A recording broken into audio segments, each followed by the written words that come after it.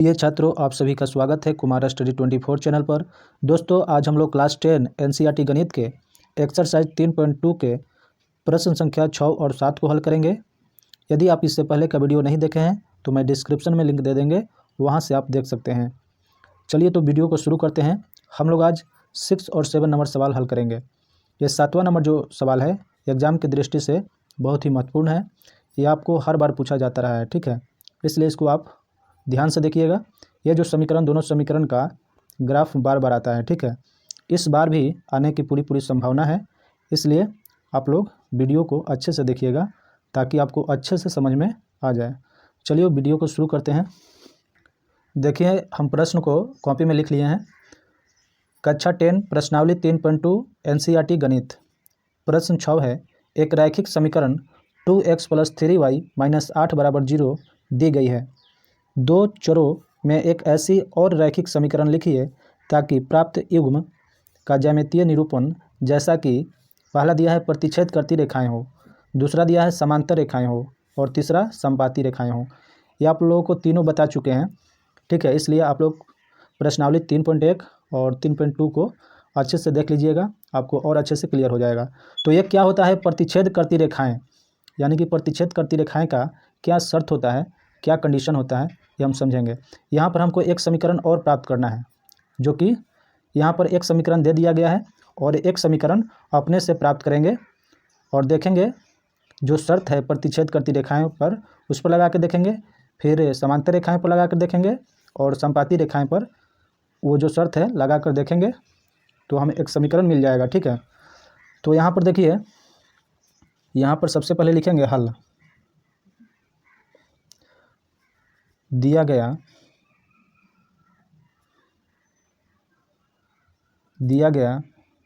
समीकरण, जब तक दो समीकरण नहीं होगा तब तक ये नहीं निकाल सकते हैं, इसलिए पहला जो समीकरण दिया गया है उसको लिख लेते हैं। पहले दिया गया समीकरण 2x + 3y - 8 = 0, ये समीकरण दिया है। हमको एक और समीकरण प्राप्त करना है। तो पहला नंबर हमारा सवाल है कि प्रतिच्छेदी रेखाएं, इसका क्या शर्त होता है, इसको लिख लेंगे पहले। प्रतिच्छेदी रेखाएं, इसका मतलब होता है एक रेखा दूसरे को प्रतिच्छेद करता है, यानी कि काटता है कोई बिंदु पर। तो यहाँ पर देखेंगे इसका जो शर्त होता है a1/a2 ≠ b1/b2, ठीक। ये जो होता है, अगर a1/a2 और b1/b2 के बराबर नहीं होगा तभी ये रेखाएं प्रतिच्छेदी रेखाएं होंगी, ठीक है।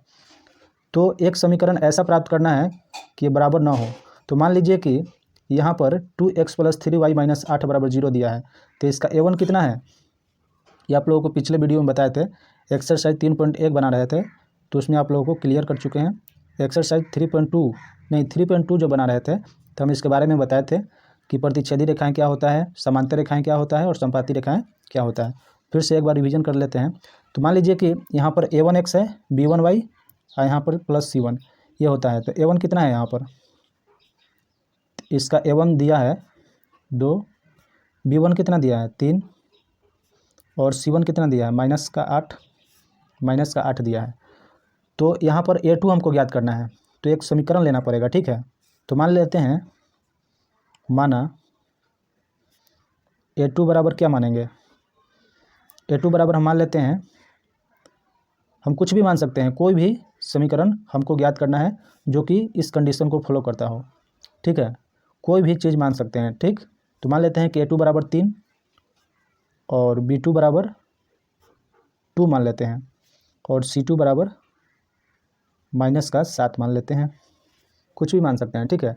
तो इससे क्या समीकरण बनेगा, तो मान लीजिए कि a2, तो यहाँ जो होता है दो चर वाला समीकरण x और y होता है और यहाँ पर माइनस लिया है ना, तो -7।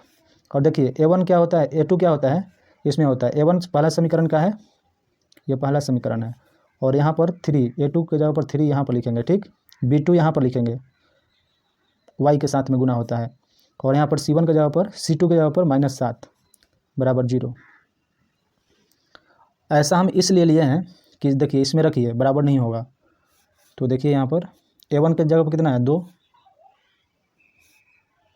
A2 की जगह पर 3,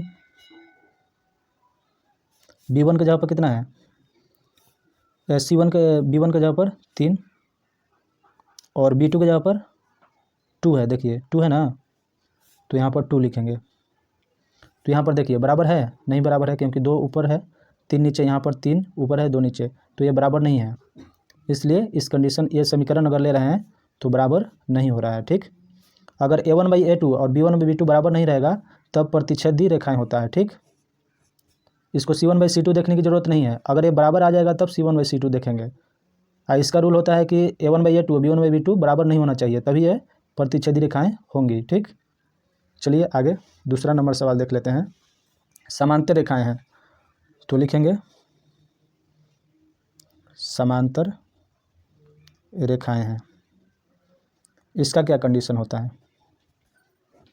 समांतर रेखाएं, तो समांतर रेखाएं का यह कंडीशन होता है A1/A2 बराबर B1/B2, C1/C2 बराबर नहीं होता है। ठीक, ये कंडीशन होता है इसका।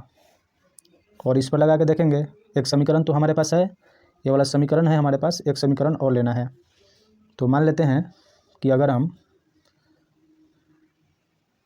यहाँ पर हम समीकरण इसको देखिए, पहला समीकरण क्या दिया हुआ है, जो दिया गया समीकरण लिख लेते हैं। पहला समीकरण दे दिया है 2x + 3y - 8 बराबर 0। अब दूसरा समीकरण हमको लेना है, तो दूसरा समीकरण क्या लेंगे कि इस तरह का आ जाए, तो हम कुछ भी ले सकते हैं। मान लेते हैं कि हम ले लेते हैं, यहाँ पर A1 है, A1 की जगह पर 2 लिखेंगे, B1 की जगह पर 3, तो यहाँ दोनों बराबर करना है, तो हम भी इस तरह का मान ले सकते हैं। या हम ले लेते हैं 4 ले लेते हैं, और यहाँ पर 6 ले लेते हैं। ठीक है, इसको बराबर नहीं करना है, C1/C2 को बराबर नहीं करना है। तो 8 है, तो हम कुछ भी ले लेते हैं, 5 ले लेते हैं। ठीक है, -5 ले लेते हैं बराबर 0। अब इस पर लगा के देखेंगे, देखिए A1/A2 होता है तो 2/4 होगा बराबर B1/B2, यानी कि B1 यहाँ पर होता है, B2 यहाँ पर, तो 3/6। C1/C2 कितना है, C1 यहाँ पर, C2 यहाँ पर, तो -8 और यहाँ पर C2 -5। अब देखिए 2 एकम 2, 2 दूनी 4, 3 एकम 3, 3 दूनी 6, और माइनस कट गया, ये नहीं कटेगा। ठीक, तो यहाँ पर क्या आ गया 1/2 बराबर 1/2, और ये बराबर नहीं है 8/5 के, तो यही लाना था हमको। ठीक है, तब समांतर रेखाएं होगा। ठीक, ये रूल होता है, इसको याद रखिएगा आप। ठीक, देखिए नहीं आ रहा है, अगर ये समीकरण ले रहे हैं तो हमको समीकरण ही ज्ञात करना था। ठीक है, तो ये समीकरण हो जाएगा। कोई भी समीकरण ले सकते हैं और बैठा कर देख लेंगे किस तरह का फॉर्म में आ रहा है कि नहीं, तो ये हमारा आंसर हो जाएगा। ठीक, उम्मीद करते हैं कि आपको समझ में आ गया होगा। तो चलिए तीसरा नंबर सवाल है संपाती रेखाएं। देखिए संपाती रेखाएं हों, तो इसका क्या शर्त होता है संपाती रेखाएं का? संपाती रेखाएं हो, संपाती रेखाएं हो, इसका जो शर्त होता है, ये तीनों बराबर होता है। A1/A2 बराबर B1/B2 बराबर C1/C2, इसका तीनों अनुपात जो है बराबर होता है, तभी यह संपाती रेखाएं होगा। तो यहाँ पर देख लेते हैं, पहला समीकरण हमको दे दिया गया है। पहला समीकरण क्या है, लिख लेते हैं। पहला समीकरण दिया है 2x + 3y - 8 बराबर 0। आपको दूसरा समीकरण हमको लाना है, और इसको देखेंगे बराबर ही लाना है।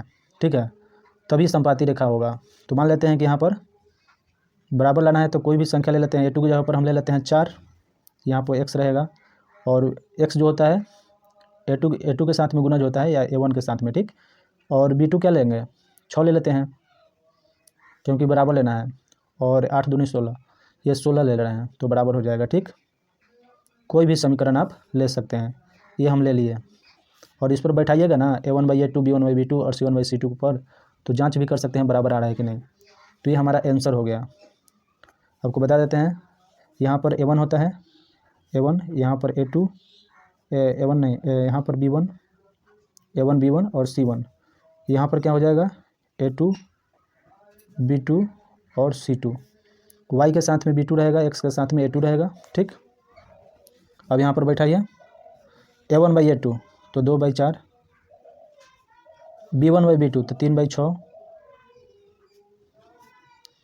और C1/C2 -8 माइनस का 16। अब कटेगा, देखिए 2 से 1 बार में, 2 से 2 बार में, 3 से 1 बार में, 3 से 2 बार में, माइनस माइनस कैंसिल, 8 से 1 बार में, 8 से 2 बार में। तो यहाँ पर देखिए 1/2 बराबर 1/2 बराबर 1/2। अगर ये समीकरण हम ले रहे हैं तो बराबर आ जा रहा है। ठीक है, तो हमको बराबर ही लाना था, तभी समपाती रेखाएं होगा। ठीक है, उम्मीद करते हैं कि प्रश्न आपको समझ में आ गया होगा। चलिए अगले नंबर सवाल की ओर चलते हैं।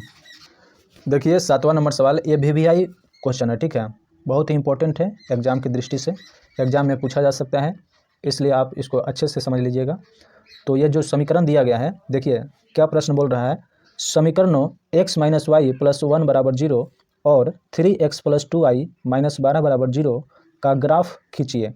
ग्राफ खींचना है, ये दोनों समीकरणों का ग्राफ खींचना है। ऐसे भी दे देता है, सिर्फ 2 समीकरण दे देता है और ग्राफ बनाने के लिए बोल देता है एग्जाम में, तो आराम से बना लीजिएगा। और यहाँ पर देखिए x अक्ष और इन रेखाओं से बने त्रिभुज के शीर्षों के निर्देशांक ज्ञात करना है। और ये जो ग्राफ बनेगा एक त्रिभुज जैसा बनेगा। ठीक है, तो इसका निर्देशांक इसमें ज्ञात करना है और जो त्रिभुज बनेगा उसको छायांकित करना है। ठीक है, चलिए इसको हल करते हैं। तो यहाँ पर लिखेंगे हल। यहाँ पर समीकरण दिया है,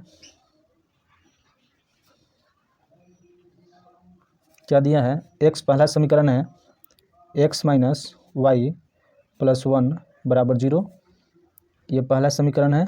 और दूसरा समीकरण 3x + 2y - 12 = 0, यह हमारा दूसरा समीकरण है। ठीक है, तो चलिए पहले समीकरण 1 से चलते हैं। समीकरण 1 से यहाँ से x का मान निकाल लेंगे पहले, कि हमको बिंदु ज्ञात करने में आसानी होगा। x - y + 1 = 0, यहाँ से x का मान निकाल लेंगे। तो y माइनस में है, बराबर को उधर जाएगा तो प्लस में, और +1 है, बराबर को उधर जाएगा तो -1, ये आ गया। ठीक, x का मान आ गया। अब चलिए, अब जो पॉइंट है ये निकालने में सुविधा होगा, इसलिए हम x का मान निकाल लिए हैं। देखिए x y, ये टेबल बना लेंगे। और उसके बाद देखिए यहाँ अब देखेंगे इसमें, ठीक, x बराबर y - 1 दिया है, तो यहाँ पर y का मान क्या लेंगे, तो यहाँ पर मान लेते हैं कि 0 ले लेते हैं। ठीक है, y का मान जब 0 लेते हैं तो 0 - 1 यानी कि -1 ही होगा, x का मान -1 आ जाएगा, तो -1 लिख दिए। और इसके बाद अब की बार में y बराबर 1 ले लेते हैं। ठीक है, 1 जब लेंगे तो 1 अब -1 0 हो जाएगा, यानी कि x का मान 0 आ जाएगा। ठीक है, ये हमको 2 पॉइंट मिल गया। अब चलिए समीकरण 2 में से भी निकाल लेते हैं। समीकरण 2 से, समीकरण 2 से यहाँ पर क्या दिया हुआ है, 3x + 2y - 12 = 0, यहाँ से x का मान यहाँ भी निकाल लेंगे, 3x और -12 को उधर ले जाएंगे तो +12 + 2y है, इधर आएगा तो -2y, और यहाँ से x का मान निकाल लेंगे, 12 - 2y, बटा में गुना में है तो बटा में आएगा 3। ठीक है, बराबर किधर बटा में आ जाएगा, और ये हमारे पास आ गया। अब बिंदु निकालने में आसानी होगा। ठीक, अब देखिए यहाँ पर एक टेबल बनाएंगे और यहाँ x का मान y का मान, दो बिंदु निकालना है यहाँ पर। तो यहाँ पर देखिए, यहाँ पर y के जगह पर क्या रखेंगे कि मान लेना है कम से कम में हो जाए तो और अच्छा। ठीक है, तो ऐसा मान लेना है कि हमारा जो ग्राफ बने कम से कम में बने। ठीक, तो हम क्या ले सकते हैं, यहाँ पर सबसे पहले 0 ले लेते हैं। ठीक है, जब y का मान 0 लेंगे, देखिए अगर y का मान हम 0 लेते हैं, मान लीजिए कि y का मान हम 0 ले लिए, तो y की जगह पर 0 रखेंगे। तो यहाँ पर देखिए, तो x बराबर क्या दिया है, 12 - 2y बटा में 3, तो 12 2, y का मान 0 लिए हैं तो 0 लिखेंगे, नीचे 3, 12 2 और 0 में गुना करेंगे तो -0 बराबर 3। तो यहाँ पर क्या आ जाएगा, 12 में से 0 जाएगा, 12 ही बचेगा, नीचे 3, 3 चौका 12, क्या आया है, x का मान आया है। x बराबर कितना है, 4, यानी कि अगर 0 ले रहे हैं तो x का मान 4 आ रहा है। ठीक, अब उसी तरह अब ले लेते हैं 6 ले लेते हैं इसमें, तो क्या हो जाएगा, अगर 6 रखेंगे y की जगह पर तो 6 दूनी 12 हो जाएगा, क्योंकि गुना में है, 6 दूनी 12, यहाँ प्लस का 12 है, तो 12 में से 12 जाएगा तो 0 हो जाएगा, 0/3, यानी कि हमारा x का मान 0 आ जाएगा। ठीक, तो यहाँ पर अगर हम 6 ले रहे हैं y का मान, y की जगह पर 6 ले रहे हैं तो x का मान कितना आएगा, 6 दूनी 12, 12 में से 12 गया 0, 0 ऊपर आएगा, नीचे कुछ भी रहे तो 0 ही होता है। ठीक, तो x बराबर हमें 0 मिल गया। ये 2 बिंदु मिल गया, समीकरण 1 का है और ये समीकरण 2 का है। तो चलिए ग्राफ पर समझते हैं हम लोग। चलिए देखिए यहाँ पर हमको क्या लेना है, देखिए यहाँ पर पहला समीकरण से लेना है x बराबर -1 y बराबर 0, तो x बराबर -1 लेंगे। देखिए x -1 यहाँ पर आता है तो -1 लेना है, y का मान 0, तो y का मान 0 यहाँ होता है और यहाँ पर -1 यहाँ पर बिंदु बनेगा। ठीक, ये किसका बिंदु बनेगा, तो -1 और 0, पहले x का मान होता है तब y का मान। देखिए यहाँ पर ले लिए, अब इसको लेंगे x बराबर 0 y बराबर 1, तो x बराबर 0, 0 तो यहीं पर होता है, x और y का 0 यहीं पर होता है, y बराबर कितना लेना है 1, तो ऊपर जाएंगे 1, प्लस में है y का मान इसलिए प्लस में जाएंगे। तो यहाँ पर क्या हो गया, कितना आया था, x का मान 0, x का मान हम पहले लिखेंगे और y का मान 1, और ये दोनों बिंदु को क्या करेंगे कि मिला देंगे, इसको और इसको। ठीक, देखिए इसको मिला दिए। अब चलिए दूसरा समीकरण में चलते हैं। यहाँ पर दिया है x बराबर 4 और समीकरण का नाम भी लिख देते हैं, ये किस समीकरण का है, तो x माइनस वाई प्लस 1 बराबर 0 का है। ठीक, तो इसका नाम भी हो गया। चलिए दूसरा समीकरण में चलते हैं, x बराबर 4 लेना है, y बराबर 0, तो x बराबर 4 प्लस का 4 इधर आएगा, y का 0, तो 0 के 4 देखेंगे x का मान में, तो यहाँ पर आ रहा है तो यहाँ पर बिंदु बनेगा। ठीक है, तो x बराबर 4 हो जाएगा और y का मान 0 है, तो ठीक इसी x अक्ष पर बनेगा। ठीक है, यहाँ पर आ गया। और दूसरा बिंदु देख लेते हैं, x बराबर 0 y बराबर 6, तो x बराबर 0 देखेंगे तो यहीं होता है, x का मान 0 यहीं पर होता है। ठीक है, तो x बराबर 0 y बराबर 6, तो y 6 ऊपर होता है प्लस का, तो आएंगे ऊपर, यहाँ पर आ रहा है, तो इसको यहाँ पर बना लेंगे बिंदु, x का मान 0 है, y का मान 6 है। अब क्या करेंगे कि दोनों बिंदु को मिला देंगे। ठीक है, ये दोनों बिंदु को मिला देंगे। देखिए इसको मिला दिए दोनों को।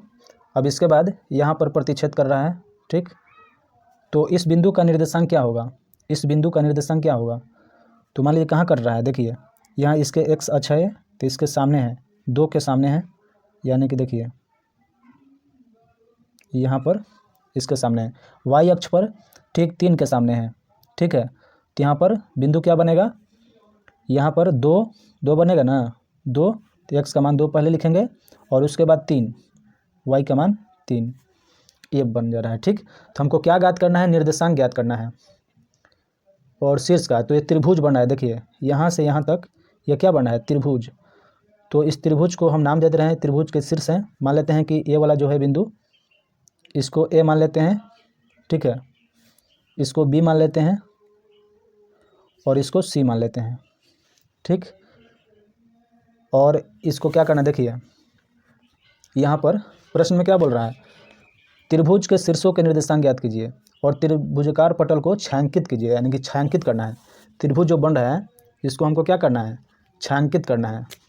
ये जो त्रिभुज बन रहा है इसको आपको एग्जाम में पेंसिल से बनाना है। ठीक है, कलम से बनाए हैं इसलिए कि आपको अच्छे से दिखाई दे, आप लोग एग्जाम में हमेशा कलम से बनाइएगा, आपको ग्राफ मिलेगा उस पर और अच्छे से बना लीजिएगा। ठीक, इसको छायांकित कर देना है। ठीक है, ये त्रिभुज बन रहा है। ठीक, तो इस त्रिभुज का नाम दे रहे हैं, ए है, बी है और सी है, तीनों का निर्देशांक आ गया है। ठीक, तो यहाँ पर हम लिखेंगे अतः त्रिभुज ABC के शीर्षों के निर्देशांक कितना दिया है, निर्देशांक A का कितना दिया है, -1, 0 और B का कितना दिया है,